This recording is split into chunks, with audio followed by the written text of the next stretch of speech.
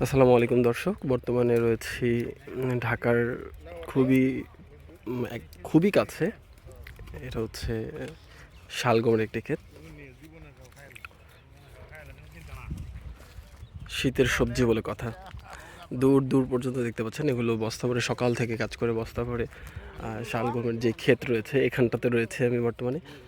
আশেপাশে সব মানে শালগম এখন বর্তমানে বিক্রি উপযুক্ত হয়ে গেছে। তার জন্য বাজারজাত করানোর জন্য ওনারা কেটে কেটে বস্তা ভরে নিয়ে যাবে ঢাকার নানা রকম যে পাইকারি বাজারগুলো আছে, যাত্রাবাড়ি, কারওয়ান বাজার, নানা রকম যে পাইকারি মার্কেটগুলো সেখানটায় দেখতেই পাচ্ছেন।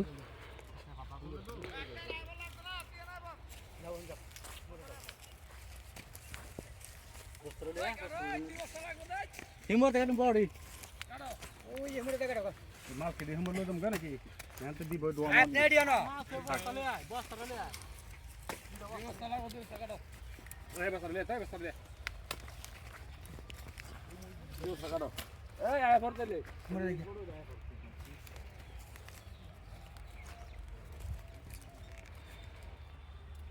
মাশাআল্লাহ, এখন ওনারা ট্রাক লোড করবেন। এইখান থেকে খুবই দূরে, প্রায় অর্ধেক ট্রাক লোড করা হয়েছে। আমি একটু জুম করে আপনাদেরকে দেখাই ট্রাকটা। এই হচ্ছে ট্রাক লোড করা হয়েছে এবং এর পাশাপাশি ওনারা এখন আবার লোড করবেন। এটা হচ্ছে পুরোটাই একটি শালগম ক্ষেত, ঢাকার খুবই কাছে। এটা হচ্ছে বসিলা বটতলী বাজার। এখানে একদম নির্ভেজাল যে সবজিগুলো এখান থেকে পাওয়া যায়। সকালের স্নিগ্ধতায়, কুয়াশার স্নিগ্ধতায় ওনারা কাটতে শুরু করেন শালগমের এই ক্ষেতে এসে। আমি একটু আরেকটু দেখাই।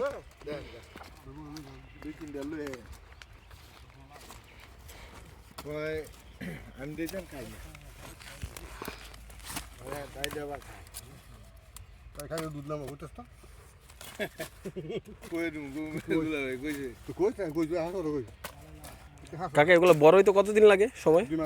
2 মাস।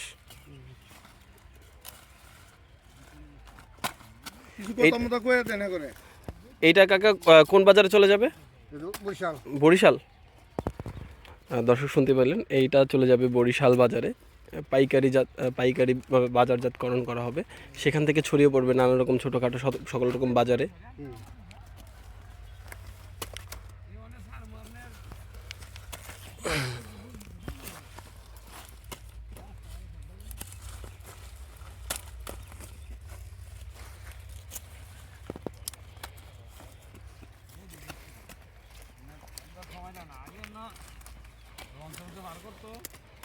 সময় লাগবে।